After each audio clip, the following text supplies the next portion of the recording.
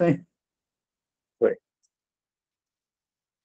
Bom, boa noite a todas e todos. A gente está iniciando aqui mais uma aula da disciplina de oficinas pedagógicas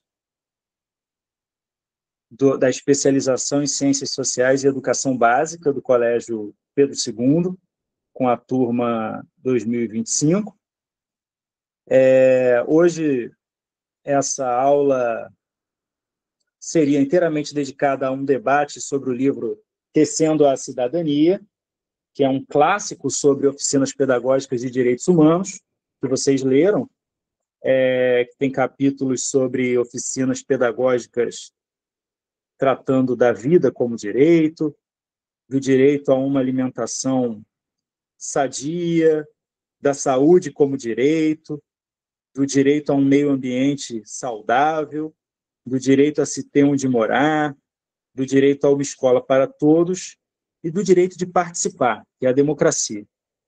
E, na nossa última aula, eu havia sentido falta de uma discente da turma que, numa disciplina que eu ofereci anteriormente aqui no curso, de métodos de pesquisa, havia sinalizado sua agenda intelectual voltada para estudar o movimento social das abuelas da Praça de Maio, e dito que tinha um interesse especial em estudar oficinas pedagógicas que tratassem de democracia e de memória, verdade e justiça. E eu perguntei para vocês, cadê a discente? Soube que ela já era egressa da turma, mas senti falta ali da presença dela e fui procurar por ela. E perguntei a professoras, vocês são todos pós-graduandos, todos professores e professoras, e perguntei então à professora Camila Feitosa por onde ela andava. Ela me explicou os motivos de trabalho que haviam lhe feito optar por sair do curso, mas me mostrou um vasto material demonstrando que ainda permanecia pesquisando dentro daquela perspectiva que eu tenho aqui, que eu sempre defendo, que não somos auleiros, porque somos todos docentes e pesquisadores, né?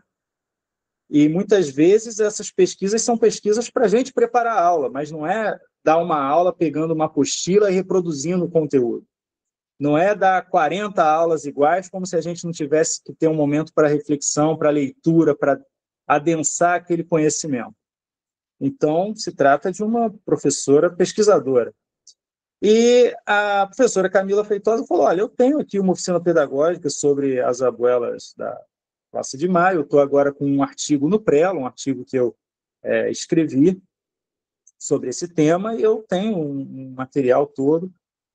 E a gente combinou o seguinte, eu convidei, falei, você não gostaria de compartilhar com a sua antiga turma, a turma 2025, esse material, essa oficina pedagógica de democracia, na verdade, que contempla plenamente o que está aqui, né, no Tecendo a Cidadania. É uma oficina pedagógica de democracia. E a professora Camila Feitosa prontamente aceitou, motivo pelo qual eu agradeço muito, e, inclusive, fez até mais, porque aceitou um convite que eu fiz para poder apresentar também presencialmente na educação básica no campus centro do Colégio Pedro II, que ocorreria no final desse mês. Ela aplicaria a oficina sobre a qual ela vai falar hoje, teoricamente. Mas o campus centro do Colégio Pedro II ele está passando por uma preparação para uma obra, ele vai sofrer uma obra durante alguns anos, e a gente vai para outro prédio nesse período. Então, o pessoal de manutenção já está trabalhando nesse outro prédio, a gente está no momento que não está tendo facilidade para realizar eventos, por falta de pessoal para organizar uma sala que nós temos maior e tal. Então, de qualquer forma, nós a princípio não faremos ainda esse ano essa oficina, mas ano que vem, já combinei com a professora Camila Feitosa, ela vai levar para as turmas de educação básica do campus centro do Colégio Pedro II, mas, de antemão, quero agradecer muito a presença dela aqui hoje, compartilhando essa experiência, dessa oficina pedagógica, que ela vai compartilhar não somente com vocês, mas deixar essa gravação depois disponível no YouTube para as pessoas que estiverem interessadas no tema e na busca de uma oficina pedagógica em educação e direitos humanos voltada para memória, verdade e justiça, poder consultar. Lembrando que, na Argentina, em 1985, nós tivemos o primeiro julgamento de um tribunal civil julgando militares, algo que nós vimos recentemente no nosso país, ainda esse ano, né, de 2025, 40 anos depois da Argentina ter acertado essas contas com seu passado, à época recente, nós estamos aí caminhando nesse sentido de não permitir mais certos arbítrios. Então, eu vou passar a palavra à professora Camila Feitosa, ela vai ter o tempo que ela quiser para poder apresentar as suas reflexões, e, havendo tempo ao final, vocês podem lançar perguntas, comentários que desejarem, e a gente faz aí um bate-papo, né? Eu medio aqui uma conversa nossa em relação a possibilidades e a insights que vocês tenham a partir dessas apresentações. Tudo certo, gente? Então, professora Camila, muito obrigado pela sua presença, a palavra é sua. Boa noite. Vocês conseguem me ouvir direitinho? Sim? Tudo certo? Queria, primeiramente, agradecer o convite. Assim, eu fiquei muito feliz quando eu recebi o e-mail do professor Carlos Eduardo. Assim, eu realmente não esperava, porque a gente acabou conversando bem no início do curso. Assim, eu trouxe a ideia de trabalhar com essas oficinas pedagógicas, de dar continuidade a essa pesquisa que deu origem à minha monografia, quando eu me formei em História pela UFRJ. E aí eu tenho ainda, né, esse interesse de dar continuidade a essa pesquisa. E aí eu vi nesse convite, assim, além de uma felicidade muito grande em ter sido lembrada, uma possibilidade muito grande de trocar sobre isso. Que eu acho que é fundamental que a gente fale, que a gente troque, porque é assim que a gente constrói aulas melhores, que a gente constrói relações melhores. E eu sou muito fã dessa ideia de conversar sobre essas coisas. Eu queria me apresentar rapidinho. Meu nome é Camila, eu sou professora de História no ensino básico, né? Hoje eu estou coordenando a equipe de História na escola que eu trabalho, e aí, assim, foi até por isso que eu até conversei com o professor Carlos Eduardo, que eu precisei me afastar da pós, porque, assim, eu não estava conseguindo equilibrar esses pratinhos ali, porque eu estou olhando para quase 200 professores no momento, e aí não estava acontecendo. Mas manter essa pesquisa é algo que eu realmente tenho muito interesse, eu quero organizar isso para que eu possa voltar a me dedicar a essa pesquisa. Eu montei um slide para trazer alguns pontos sobre a oficina, depois eu vou encaminhar ao professor Carlos Eduardo um arquivo que tem o passo a passo, tem algumas sugestões, tem algumas ideias, óbvio que a ideia aqui é a gente trocar, né? Mas para que vocês tenham, caso tenham algum interesse, um pontapé inicial para trabalhar nesse assunto, para trabalhar nessa temática, que eu acho que é fundamental quando a gente pensa em uma construção democrática, né? Eu defendi muito isso no TCC e em artigos que eu escrevi durante a graduação e pós, sobre como essa atuação das avós da Praça de Maio, né, que a gente vai falar um pouco aqui hoje, colabora para esse processo de democracia na Argentina, né, e sobre como a gente só tem um real alcance de um Estado democrático de direito, quando a gente tem essa verdade sobre o que aconteceu durante a Argentina plenamente exposta, quando a gente tem políticas que lutem por essa justiça e que a gente tem essa valorização da memória dentro da Argentina e além das fronteiras. Eu vou compartilhar aqui com vocês os slides e aí a gente vai conversando. Deixa eu ver se vai aqui. Vocês estão vendo a apresentação no Canva? Ou não? Não? Não, ainda não. Deixa eu ver se vai aqui. Pra mim tá parecendo que tá indo, mas vamos ver. Deve estar carregando aqui. Problemas do mundo digital. Me sinto na época da pandemia. Ah, acho que agora foi. Agora foi, agora foi. Então, eu dei como nome a essa oficina Entre a Dor e a Esperança, as abuelas da Praça de Maio e a luta por memória, verdade e justiça. Né? A gente tem aqui uma imagem de uma das rondas que elas faziam ali durante a ditadura argentina, né? E sobre como isso vai ser um símbolo dentro dessa lógica de atuação delas ao longo de quase 50 anos. Né? A gente está agora, semana que vem, completando 48 anos de atuação dessas senhoras. Tá? Aqui eu trouxe um trechinho do Luiz Fernando Veríssimo, que vai falar muito sobre isso, né? Sobre a permanência dessa atuação das abuelas e das madres também, obviamente, que a gente vai falar também um pouquinho sobre como isso colabora para esse processo de luta na Argentina, né? E aí ele vai falar assim: não é fácil eliminar um corpo. Uma vida é fácil, uma vida é cada vez mais fácil. Mas fica o corpo, como lixo. Um dos problemas desta civilização. O que fazer com o próprio lixo? As carcaças de automóveis, as latas de cerveja, os restos de matanças. O corpo boia, o corpo vai dar na praia. O corpo brota da terra, como na Argentina. O que fazer com ele? O corpo é como lixo atômico, fica vivo. O corpo é como plástico, não se integra. A carne apodrece e ficam os ossos.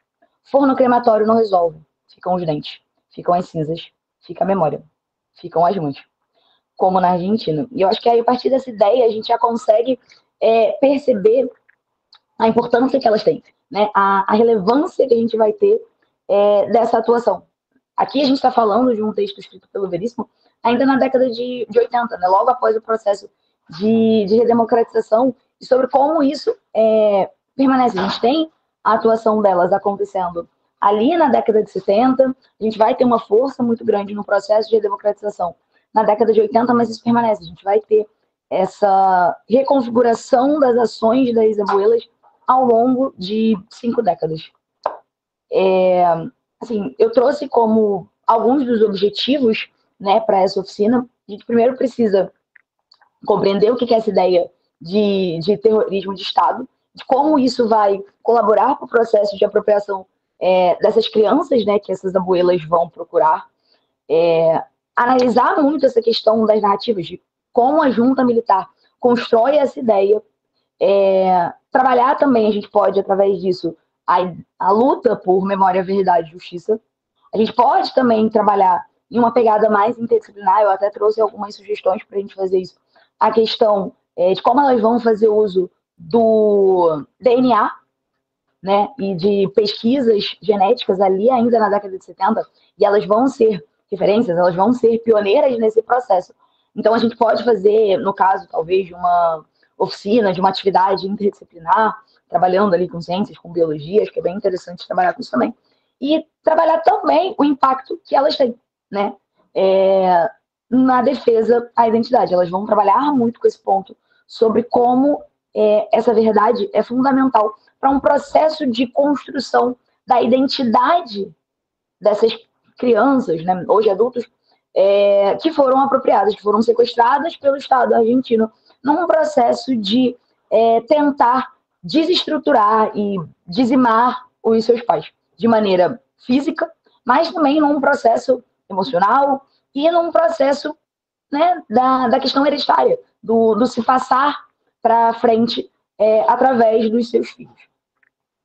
E o primeiro ponto que a gente precisa ter bem tranquilo é a questão do que é o terrorismo de Estado, né? A gente está ali num contexto das ditaduras que estão acontecendo dentro do Cone Sul, né? A gente está num contexto de Guerra Fria, a gente está num contexto de atuação muito forte dos Estados Unidos, e aí a gente vai ver que isso vai acontecer muito claramente na Argentina. Existem trechos do Jorge Rafael Videla, que vai ser o presidente da junta militar, que assume ali em 76, que ele vai deixar muito claro a subserviência da Argentina em relação aos Estados Unidos, ao Ocidente, e essa lógica capitalista que está acontecendo ali. Então, a gente vai ter um Estado que vai usar dessa força, que vai usar desses mecanismos para desestabilizar uma parte da população que vai ser contrária aos seus métodos de ação, né? Os chamados subversivos, aqueles que não concordam, aqueles que não aceitam esse modelo político-administrativo, social e cultural que a junta militar vai trazer. Então, a gente vai ter como objetivo modificar essa estrutura política. E aí, essa modificação vai ser feita com a força, com a tortura, com as mortes. Tá? E a Argentina cria uma cartilha, né? Um passo a passo sobre como fazer isso.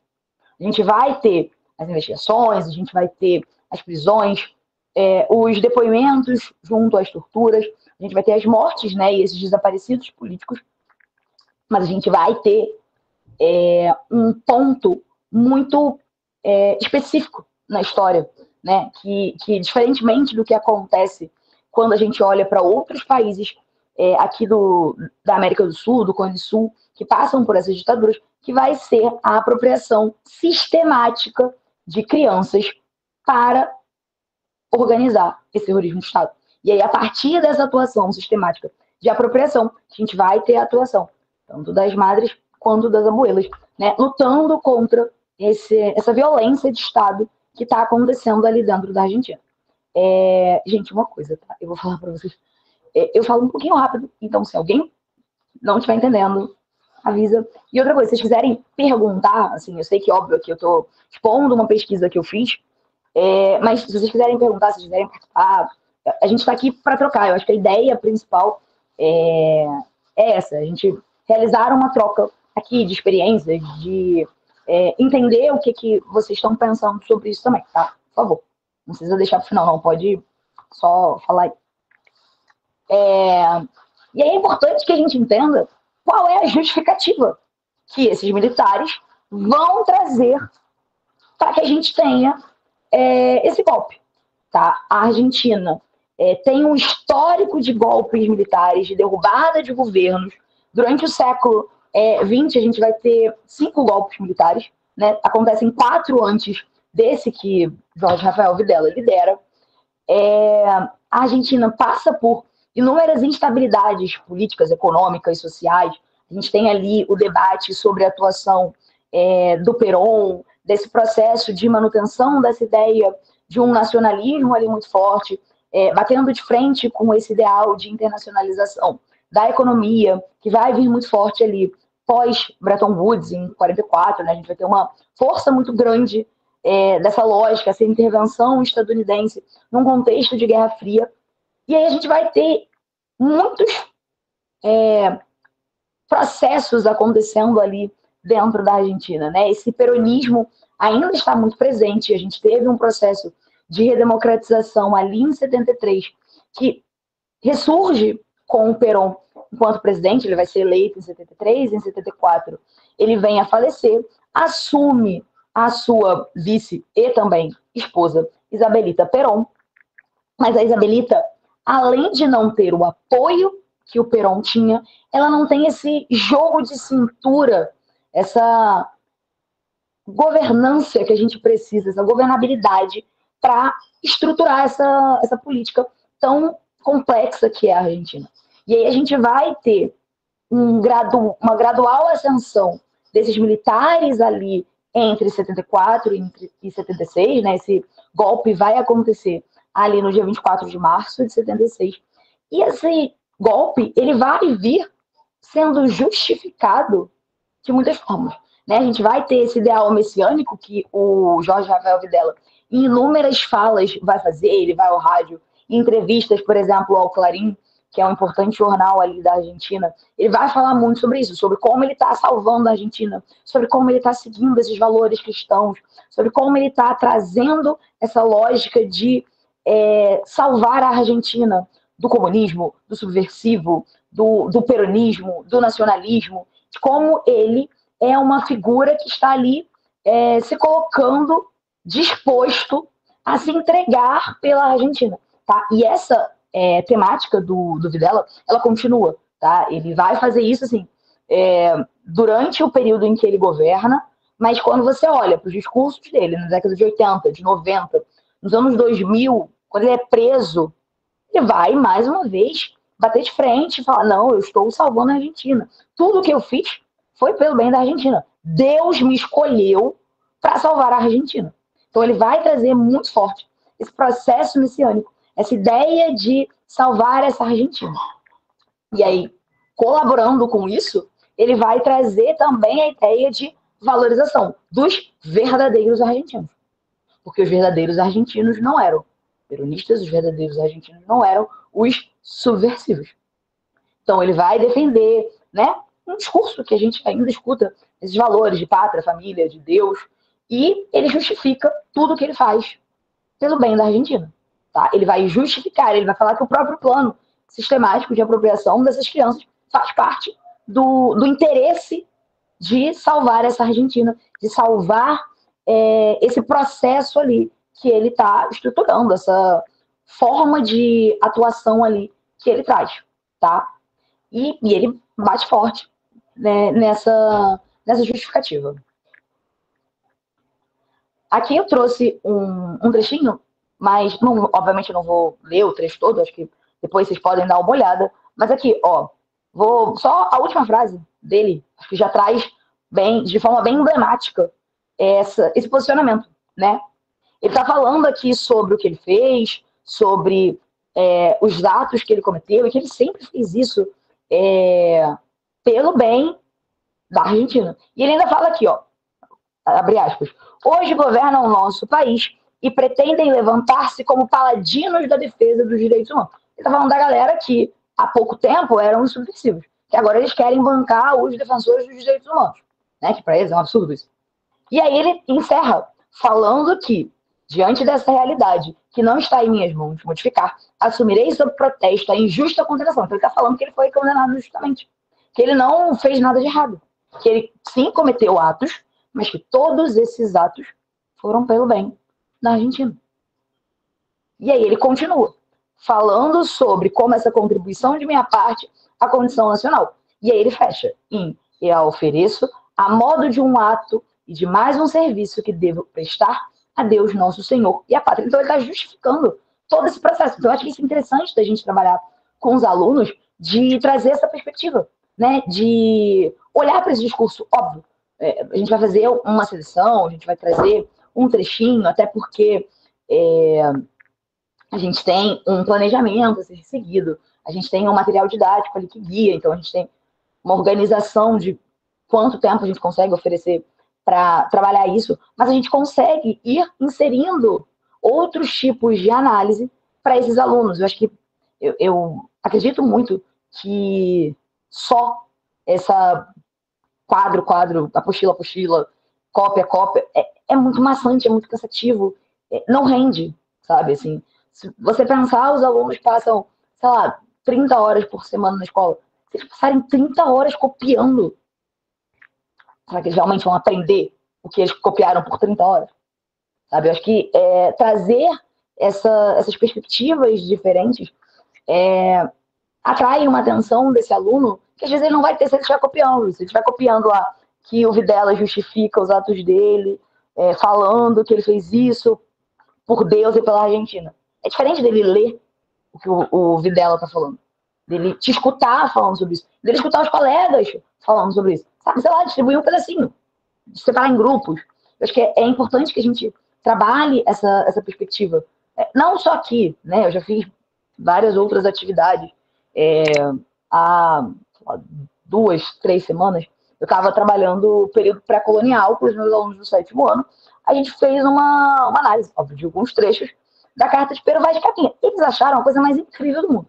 Depois que eles tiveram uma certa dificuldade ali para dar uma olhada no português, mas eles acharam interessante. Então, trazer formas diferentes da gente trabalhar esses conteúdos chama a atenção desse aluno, sabe? Faz com que ele se interesse. Que ele não vai achar que história é algo lá do passado, sabe? Que não tem nenhuma ligação com a realidade dele. Não tem. A gente vive as consequências desse passado. Eu falo isso para os meus alunos, assim, semanalmente. A gente não tem como mudar o passado, não tem como entrar numa máquina do tempo e ir lá atrás e resolver todos os problemas. O que a gente pode pegar a partir do que a gente está vendo ali e ver o que a gente consegue modificar. também não consigo resolver todos os problemas do mundo, não consigo resolver tudo que tem de errado, mas acho que a gente consegue fazer com que aos pouquinhos a gente modifique algumas coisas, e aí pequenas mudanças vão gerando grandes impactos, eu acho. E aí, dentro dessa perspectiva, a gente, né, segue, e aí eu queria agora falar um pouquinho sobre as abuelas, tá? Aqui tem algumas imagens junto com o arquivo. Eu vou mandar também alguns materiais. E assim, já deixo de antemão a maior sugestão para quem quiser saber qualquer coisa sobre as abuelas, que é o site delas e o Instagram. É a coisa mais incrível, assim. São algumas das minhas maiores fontes de pesquisa, porque tem tudo.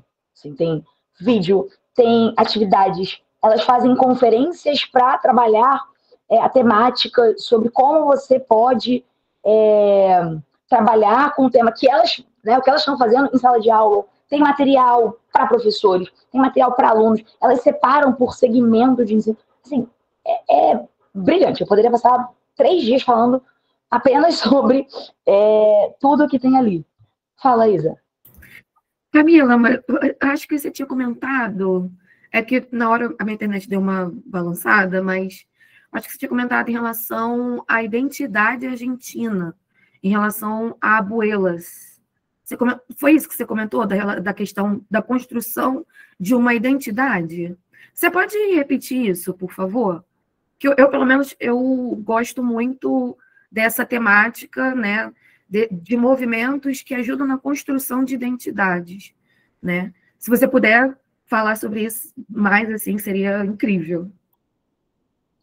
Claro, então, o que eu trabalhei, né? Eu tento sustentar ali dentro dessa ideia de como a atuação delas, buscando essa verdade, buscando a restituição, que é o termo que elas vão usar para esse reencontro com esses netos, né? Elas vão trabalhar com alguns termos. A ideia de apropriação e a ideia de restituição, que é esse retorno dessas pessoas às suas famílias, né? E aí, o que eu trabalho muito é como essa democracia argentina, ela ainda não está plenamente estabelecida, porque a gente tem ali por volta de 350 pessoas que foram apropriadas pelo Estado e que não sabem o que aconteceu com eles. A gente tem ali né, cerca de 500 pessoas catalogadas que foram apropriadas durante esse processo, né, sistemático ali da Argentina. E aí, a partir disso, a gente tem as restituições. Os dados mais recentes falam ali em 149 restituídos. E aí, o que eu trabalho muito é sobre como, dentro dessa lógica, a gente ainda tem 350 pessoas, consequentemente, 350 famílias, e todos ao seu redor ali que estão vivendo uma democracia que ainda não é plena, porque você não sabe sobre o que aconteceu com o seu passado, você não sabe, no caso das abuelas, o que aconteceram com os seus netos. Alguns provavelmente estão mortos, porque a gente tem, né, dentro desse, mais uma vez, esse plano sistemático, eles criaram assim, uma catalogação sobre o que eles fazem. As crianças pequenininhas, de 0 a 2, 3 anos, eles, seguindo o que eles chamam de efeito liquidificador, embaralham os dados dessas crianças e entregam a civis coniventes ou a militares para que elas sejam criadas dentro dessa lógica totalmente contrária ao modo de vida da sua família. As crianças ali, 4 a 6 anos, eles vão fazer quase que testes aos moldes nazistas, assim, eles vão fazer testes com as crianças no laboratório, assim, coisas horrorosas. Testar quanto tempo que essa criança consegue ficar sem comer, assim. São temas muito complexos. E as crianças mais velhas, eles vão matar, seguindo a lógica de que elas já estão totalmente contaminadas pela subversão, que elas já não têm mais salvação, que elas já estão totalmente seguindo o que a família traz, né? Só que aí a gente não tem essa comprovação. Eles são desaparecidos. A gente não tem um ponto final. A gente tem muitas dessas madres que até hoje elas não trocaram de casa, elas moram na mesma casa que elas moravam 50 anos atrás, porque elas não conseguem encerrar esse ponto na vida delas. Elas não saem dali porque elas têm um receio de, e se meu filho voltar? Eu tenho que deixar a porta aberta, eu não posso abrir a porta trancada, porque se meu filho chegar, ele tem que entrar em casa. Eu não posso sair daqui, porque aqui ele sabe que eu moro. Então, é uma continuidade dessa violência sendo cometida todos os dias. E aí, essas pessoas que têm o seu passado e a sua vida apropriada pelo Estado argentino, elas não têm uma plena identidade. A identidade que lhes é dada é uma mentira, é algo fajuto. É algo que foi imposto a elas pelos seus sequestradores. A pessoa que você ama, que é o seu pai, que é a sua mãe, na verdade, colaborou para que a sua vida seja uma mentira. Então, eu trabalho muito, tento defender muito essa ideia, que vem sendo muito trabalhada ali já há alguns anos, dessa perspectiva de falseamento dessa identidade. Tem alguns livros, assim, a Ludmila Catella fala muito sobre isso, tem aqui esse terrorismo de Estado, depois eu passo umas referências, ele é muito bom, da Alejandra Pascoal, que fala muito sobre isso, sobre como esse terrorismo de Estado colabora para essa estrutura social argentina ser muito instável. E esse daqui, eu acho que é o meu favorito. Ele está, como vocês podem ver, assim, não sei se dá pra ver, tadinho, ele tá usado, sabe? Ele tem alguns anos, assim, tá marcado, anotado, rabisco. Assim, os meus livros de literatura, um cuidado. Os de pesquisa eu escrevo, eu anoto, eu grifo, eu boto marcações, tudo. Esse daqui, ele trabalha muito, que é Sangue, Identidade e Verdade. Memórias sobre o passado ditatorial na Argentina. E assim, abriu a minha mente, sabe? Porque eu... Vou fazer um parênteses bem rapidinho. Eu decidi que eu queria pesquisar sobre as abuelas na metade do meu primeiro período da faculdade. Eu era uma pessoa emocionada? Sim. Eu continuo sendo? Sim. Porque eu primeiro decidi quem seria o meu orientador, porque eu tive uma aula espetacular. E aí eu virei para um amigo meu e falei assim, ele vai ser meu orientador. Ele olhou pra minha cara e falou assim, Camila, menos. Ele é meu orientador. Foi meu orientador durante toda a graduação. E aí, durante um trabalho que a gente fez na graduação, porque na UFRJ a gente começa de maneira não convencional a organização dos períodos, a gente começa por História Contemporânea. E aí, a minha primeira matéria foi América Contemporânea. E aí eu fui trabalhar com eu tinha que fazer uma análise literária relacionando com alguma temática do curso. E a gente trabalhou ditaduras na América Latina e eu me apaixonei pela história das abuelas. Eu tinha ouvido falar, mas assim, muito superficialmente. Quando eu comecei a olhar, assim, foi assim, amor à primeira vista. É inexplicável. E aí eu comecei a buscar essas informações. E aí eu comecei a comprar, a ler, a baixar, a entrar no site delas, assim, site favorito do celular, site favorito do tablet, tá salvo no computador, assim. Eu sempre olho. E eu comecei a entender essa questão de aproximação com essa ideia que elas vão trabalhar, porque elas vão sustentar muito isso. Esse ponto de análise das identidades e de como isso só pode ser plenamente construído com esse processo de restituição é muito uma fala das abuelas, sabe? Elas trabalham muito com isso. Elas são referência ali dentro da Argentina, elas acabaram virando referência a nível mundial dessa defesa de direitos humanos, né? Esses panuelos são esses paninhos brancos que elas estão usando nas imagens, né? Tornaram-se um símbolo que é assim, exclusivo das mães e das avós da Praça de Maio, exatamente por conta desse apelo que elas têm a nível global nessa defesa de identidade, nessa defesa de justiça. nessa defesa de memória e nessa busca incessante que elas têm pela verdade, né? E isso é algo que comove, sabe? Que aproxima e que torna isso algo palpável, sabe? Não é algo quase que abstrato, não, é a vida delas, sabe? Elas estão ali se dedicando há 50 anos porque elas ainda têm esperança. Eu acho que foi muito pensando nisso que eu botei esse nome. Porque tem uma dor, assim, que eu não consigo acho que imaginar, acho que ninguém aqui consegue conceber algo do tipo, mas elas têm uma esperança, assim, é nítido em cada fala delas, em cada vez que elas se posicionam, em cada vez que elas encontram um neto, que, assim, às vezes não é o neto delas, mas elas estão encontrando o neto de alguém que está com elas há 50 anos. E aí elas estão ali, sabe, buscando isso e defendendo essa ideia de que a gente precisa verdadeiramente saber o que aconteceu para que a gente construa realmente uma Argentina democrática, uma Argentina que tem consciência do seu passado.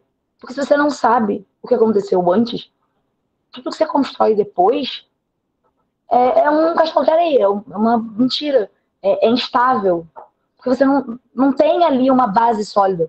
E essa base sólida, né, que é muito defendida pelas abuelas, sustento ali nos meus escritos, vem dessa ideia. A gente precisa saber o que aconteceu, para que a partir disso a gente consiga evoluir, que a gente consiga construir realmente essa identidade. Eu não sei se eu te respondi, porque eu falei muito, mas não sei se atendeu. Respondeu, e é muito bonito, assim, claro que, tirando do tema, que é completamente sensível, né, e, assim, o brilho do olhar, quando você fala sobre a sua pesquisa, eu acho isso muito interessante, né, por isso também eu perguntei, assim, quando eu falo, né, sobre esse tema, né, falando sobre as madres e as abuelas, eu não sei se por ter uma carga, né, de mulheres ali lutando diariamente na busca de seus filhos e netos, eu sempre me emociono muito quando eu falo sobre elas, assim, né? E essa questão dessa persistência no bom sentido, né? E essa esperança de que eles vão voltar, eles estão vivos, ou pelo menos pela memória, né, dos seus filhos e dos seus netos, né, diante da brutalidade que foi, né, a ditadura argentina. Eu gosto também muito de trabalhar com música, e tem uma música do Sting, onde ele meio que faz um pedido, mas é para o Pinochet, no caso, né?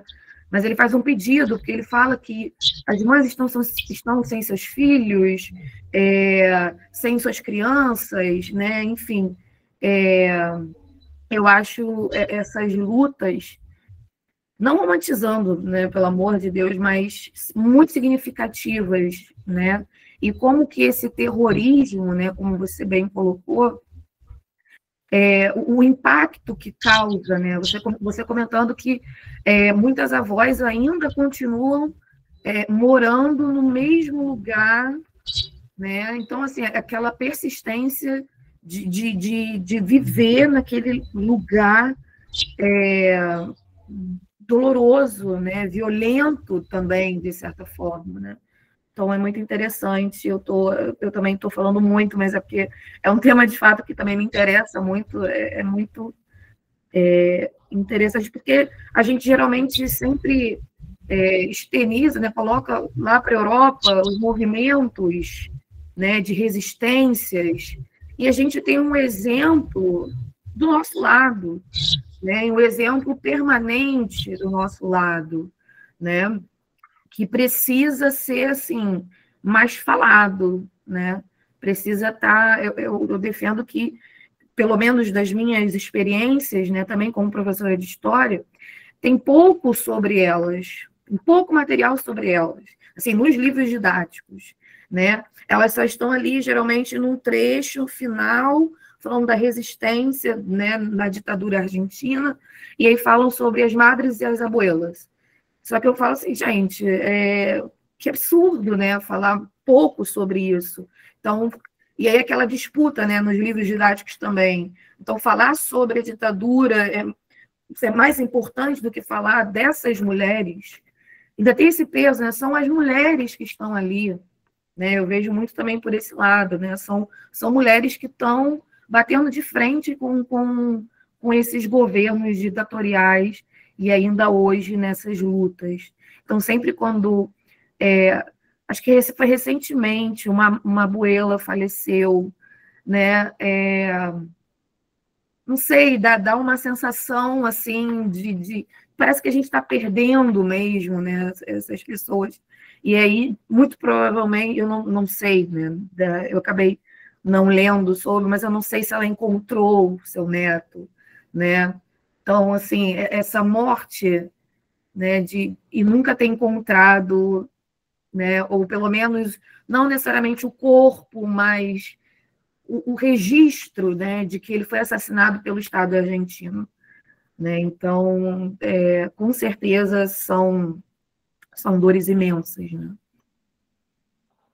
Eu estava conversando com um professor de história, amigo meu, esses dias, assim, a gente ficou comentando sobre vida em sala de aula e tudo mais. Aí ele me perguntou sobre a pesquisa. Aí eu comentei sobre aqui, né, essa oficina que eu estava montando, sobre eu vir aqui falar com vocês um pouquinho sobre isso. E aí eu estava conversando com ele, que eu tô com uma ideia de escrever um artigo sobre como essas abuelas acabam sendo narradas ou não narradas nos materiais didáticos, né? Eu fiz um trabalho quando eu estava em didática especial na faculdade, exatamente sobre isso. A gente tinha que fazer uma análise de material didático, né? Que é um trabalho bem comum de ser feito dentro da graduação, em matérias de didática, e essa oficina, esse debate apareceu lá, a minha professora deixou a gente escolher o tema que a gente quisesse, mas a gente tinha que fazer um comparativo sobre materiais didáticos. Eu falei assim, aí ela fala, eu gostaria de falar das abuelas. Aí ela, como se a gente já não soubesse você falar sobre isso. E aí eu pesquisei muito, e assim, é muito pouco, é isso, assim, um parágrafo, aquele para saber mais, sabe? É um trechinho que eles colocam, e a gente fala muito, e assim, esse ponto que você trouxe sobre narrar as sistemáticas sobre acontecimentos europeus, né, e não trabalhar sobre esses acontecimentos na América, assim, é algo gritante. Eu sempre falo sobre isso com os alunos mesmo, assim, em sala, a gente trabalha muito com essa ideia, quando a gente está sempre pontuando essas ideias de eurocentrismo, né, de influência que essa Europa tem, desse processo de dominação que eles tentam realizar aqui na América. E eu falo coisas, gente, vocês já pararam para pensar? O quanto vocês já viram de América quando vocês comparam com tanto que vocês já viram de Europa? Olha na apostila de vocês.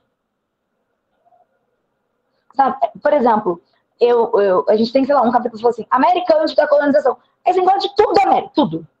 É impossível. Aí eu fico 4, 5, 6, 7 capítulos em sequência falando de Europa. Sabe? Trabalhar com essa ideia de eurocentrismo que continua. Né? E aí, assim, é um material de...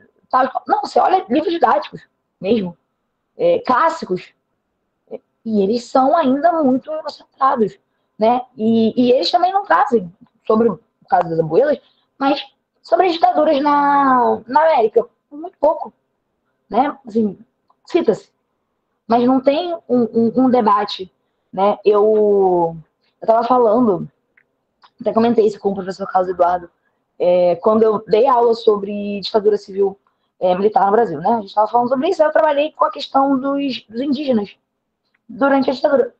Nunca tinha ouvido falar. Eles sabiam que tinha acontecido a ditadura, mas eles não sabiam sobre a questão da violência, sobre mortes, nada disso. E, assim, é algo próximo, é algo que está ali, sabe?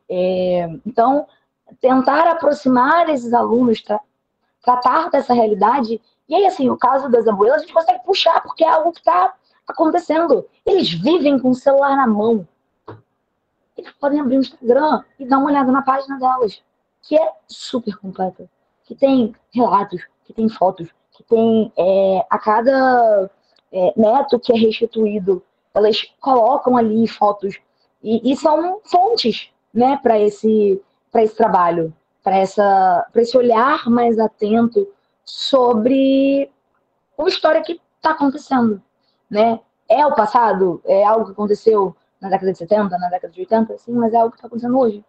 E eu acho que isso acaba aproximando e é impossível não olhar para isso e perceber a influência que elas têm, o impacto que elas geram, assim, se comover com esse afeto, mas com essa dor e essa busca incessante que elas têm, sabe? É algo, assim, eu nem sei, às vezes eu nem tenho palavras para falar sobre isso, porque é algo que me toca de uma forma que eu não consigo descrever, não consigo colocar em palavras.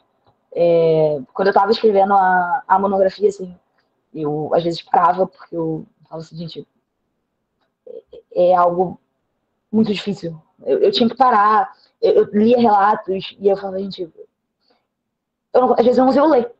E elas vivem isso, sabe? Elas falando dos netos, elas falando dos filhos. E, assim, é algo que é triste, mas ao mesmo tempo é tão carregado de um otimismo, não romantizando, como você bem pontuou, mas que traz essa ideia, sabe, de querer, de almejar algo que, assim, infelizmente, talvez não aconteça, mas que elas continuam buscando incessantemente há tantos anos. Alguém quer falar alguma coisa ou eu posso continuar, porque eu falei muito?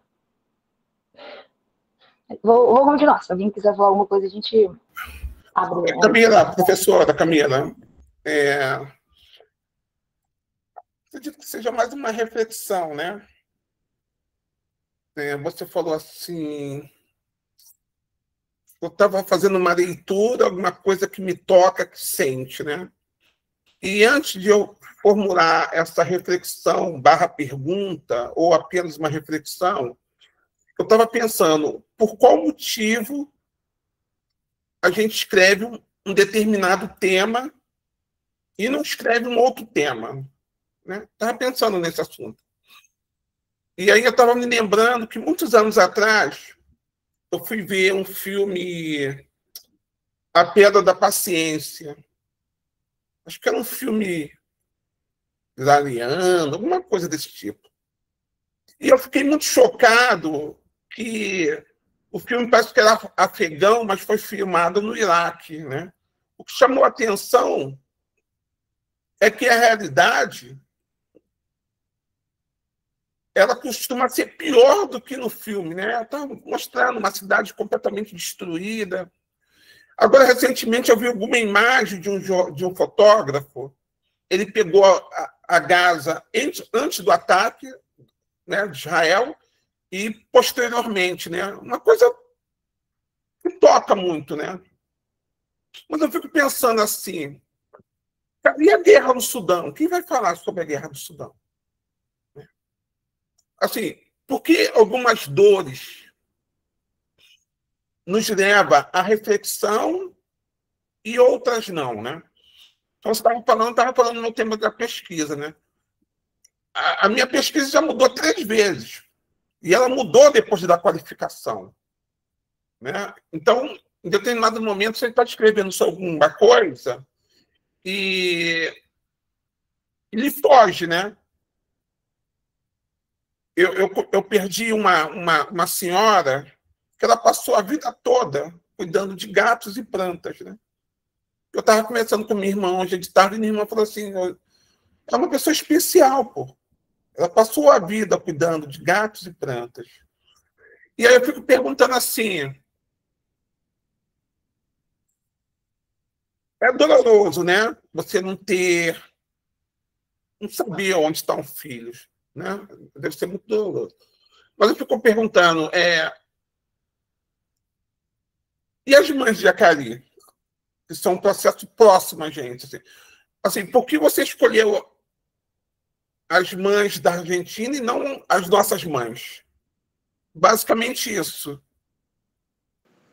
Antes da Camila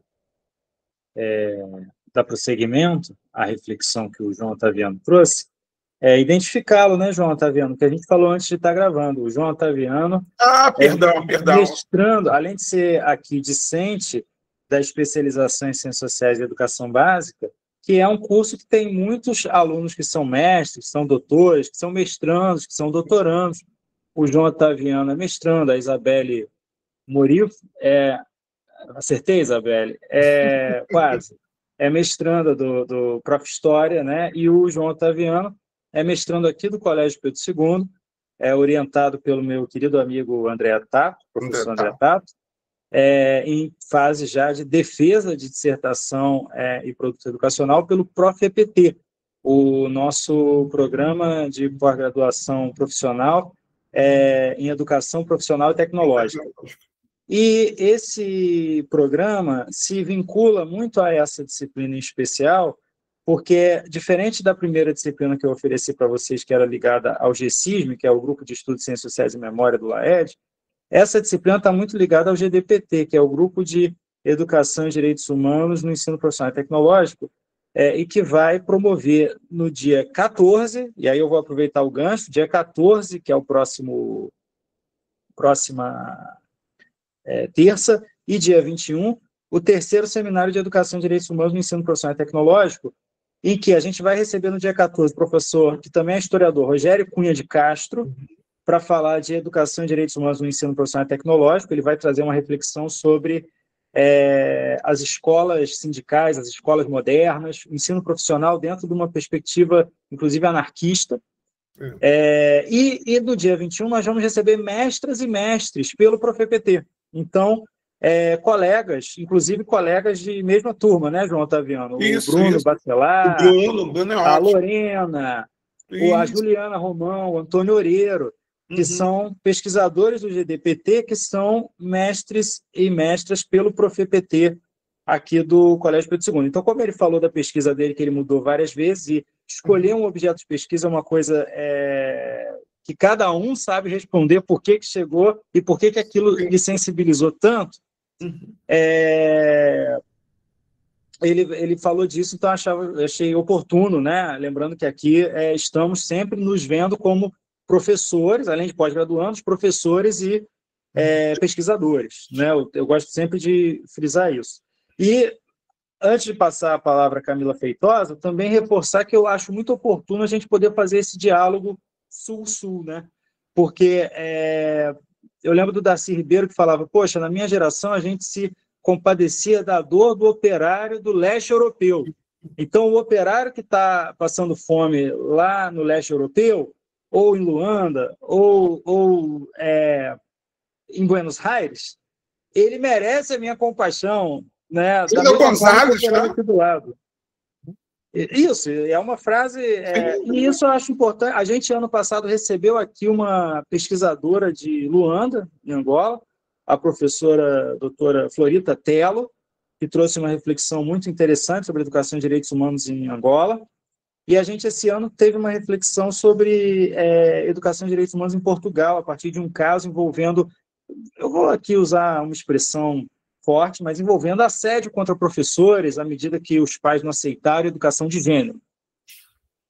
Então, a gente tenta fazer esse diálogo, né, pensando em outros países também, e é nesse sentido também que eu achei oportuno trazer Camila quando soube que ela pesquisava isso. Então, antes dela dizer por que ela chegou e por que ele sensibilizou tanto a questão da Argentina, eu queria fazer esse parênteses para dizer que, inclusive, foi um dos motivos do convite, saber que ela pesquisava, enfim, Cone Sul. Nós temos poucos, né? É pouco diálogo sobre as dores do Cone Sul. Leandro, eu te passo a palavra e, na sequência, eu nem falo nada, a Camila já completa. Camila, deixa eu só concluir. A minha pergunta foi de forma muito respeitosa, tá? Entendendo da individualidade. Só entender em que momento essa coisa lhe pegou, de certa forma. Tá bom? Leandro, pode falar, Leandro. Professor Carlos, professora Camila, colegas, boa noite. Peço desculpas pela câmera fechada aqui, mas estou acompanhando a discussão. Gostaria de fazer uma pergunta, né? Localizar aqui, eu falo do Mato Grosso, né? Estudante aqui da especialização, sou mestre em educação e graduado em ciências sociais. Eu gostaria de perguntar se tem visto e como tem analisado a produção de materiais que traduzam para o público do ensino médio uma síntese do que seja essas comissões da verdade e essa memória da dor, como é abordado, né, por essa discussão das pessoas que trazem a questão da memória, né? Porque por vezes a gente vai para o debate de apresentação da história do Brasil e fica muito nos detalhes do Brasil e não dá conta de mostrar, ao menos na minha experiência, né, é uma dificuldade mostrar a Operação Condor, como que esse projeto dos golpes de Estado foram todos articulados, engrenados nesse modelo latino-americano, né? Então, gostaria de que falasse um pouco sobre essas aberturas das comissões da verdade e ao discutir as abuelas da Plaza de Maio, se abriu portas, né, de entendimento sobre outras experiências da ditadura na América Latina. Obrigado, achei lindo a exposição e a possibilidade de acompanhar.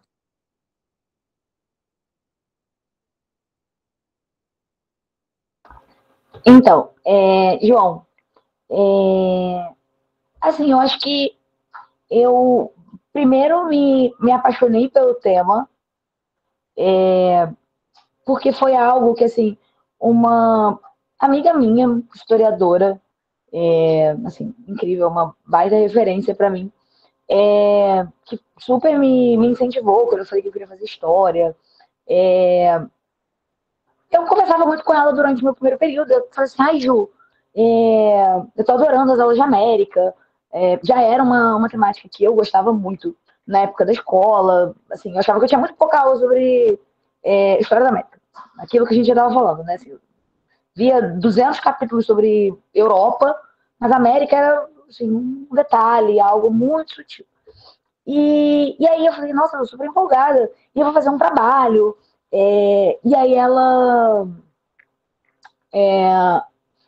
me apresentou um livro que trabalhava com essa questão das abuelas, mas não trabalhava sobre as abuelas. Era uma narrativa, né, uma história em que uma moça começava a desconfiar sobre o passado dela. A mãe não tinha foto grávida, assim, ela não parecia com ninguém da família. Umas desconfianças apareciam ali na cabeça dela. E ela ali inserida dentro da Argentina, naquele processo ali já de democratização, né? Democracia já acontecendo dentro da Argentina. E ela começou a desconfiar.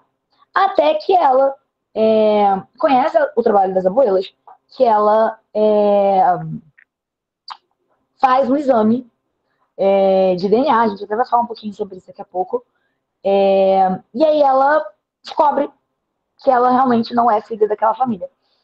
E eu fiquei, gente... E assim, eu sempre gostei muito de literatura, né? Então, assim, era ao mesmo tempo história, mas era literatura, e aí tinha um suspense, porque você vai nesse desenrolar dessa história, e aquilo me prendeu de uma forma que eu falei, nossa, que espetacular. Eu falei, é sobre isso que vai ser meu trabalho final de América. né? A gente fez algumas avaliações, tinha uma parte da nota final que era esse trabalho. Caraca, vai ser isso. Só que eu comecei a pesquisar sobre as abuelas, para ter, né, um bolso teórico ali, um debate. Aí eu comecei a dar uma olhada sobre memória, e fui ler o básico, li o Nohar, li o Roba, li algumas matemáticas sobre memória. Eu falei, caramba, é isso. Eu fiquei apaixonada, assim. E aí, eu já gostava muito de América, eu estava completamente apaixonada sobre essa temática. E eu conversei com o Fernando Castro, professor lá da UFRJ. Beijo, Fernando, você é incrível. Não sei se você vai ver esse vídeo um dia, mas você é incrível. E falei, Fernando, aí ele, oi, eu quero continuar pesquisando isso. Ele, calma, Camila, só no primeiro período. Não, Fernando, é isso. Aí ele, tá bom, calma, vamos, faça esse recesso. Na volta das férias, a gente conversa. Tá. Aí veio retorno, né, segundo semestre. E ele tem um laboratório de História Intelectual da América na UFRJ. Ele trabalha muito com essa questão decolonial. E aí, nesse segundo semestre, eu não estava fazendo matéria com ele. Mas eu fiz o laboratório e ele me convidou para assistir, como ouvinte, óbvio, a matéria que ele estava dando no PPX, que é o Programa de História Social, né, lá da faculdade. E aí eu acabei me aproximando mais dele, né, assim, com uma outra análise ali de pesquisa, de debates. Até que eu cheguei para ele e falei, Fernando, é isso, vamos, eu quero realmente pesquisar isso. É o que eu quero ler mais sobre isso, eu quero uma orientação sobre por onde eu começo.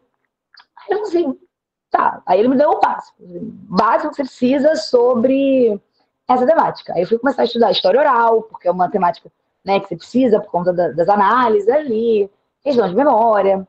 Fui me aprofundar mais em história da Argentina. Eu tenho um bocado de coisa por aqui sobre história da Argentina, mais um bocadão por aqui. E aí foi daí, assim, eu não parei. Aí eu comecei a pesquisar, e aí eu levei essa pesquisa para Semana de História Política da UERJ, para Ampul, para Unicamp, para Semana de História da UFRJ. Assim, todos os eventos que aceitavam graduandos, eu estava lá panfletando as abuelas.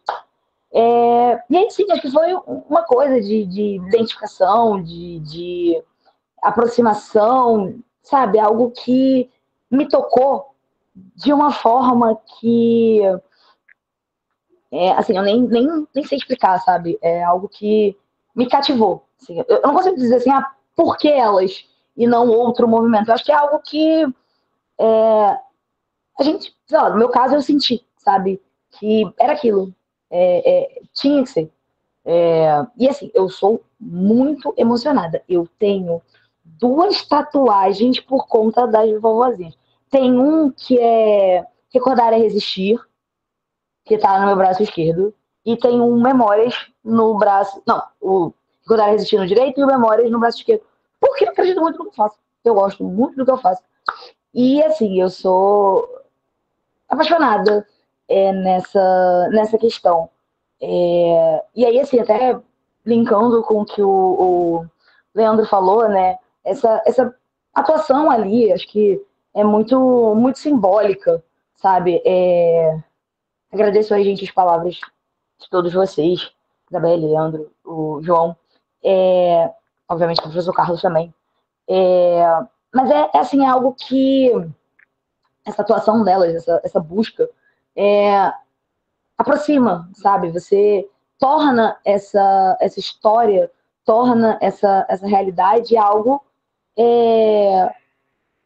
que você consegue vivenciar, sabe? Por exemplo, se alguém for à Argentina depois de amanhã, você vai ter lá as abuelas fazendo as rondas ali na Casa Rosada, marcando essa ação delas, essa continuidade dessa busca, sabe? Essa ligação que elas ainda têm, essa busca incessante da verdade, sabe? Elas vão atuar de diversas formas. Elas vão investir em ciência, elas vão se associar com médicos geneticistas, vão fazer pesquisas, elas vão organizar o maior banco nacional de dados genéticos do mundo, assim, de forma gratuita.